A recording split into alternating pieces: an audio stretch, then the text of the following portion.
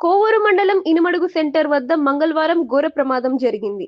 Lorry yard నుంచి national highway పైకి ఎక్కే మలుపు వద్ద ఆర్టీసీ బస్సు, మోటార్ సైకిల్ ఢీకొన్నాయి. నెల్లూరు నుండి కావలి వైపు వెళ్తున్న ఆర్టీసీ బస్సు, ముందు వెళ్తున్న మోటార్ వాహనం ఒక్కసారిగా అదుపు తప్పింది.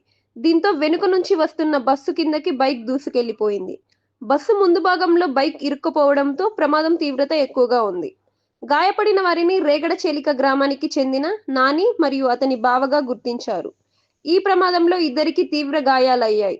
గమనించిన ప్రయాణికులు వెంటనే స్పందించి 108 వాహనానికి సమాచారం అందించారు.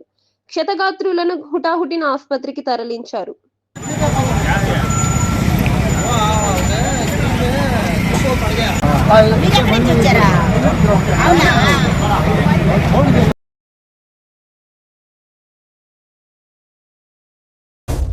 Please subscribe SS News AP.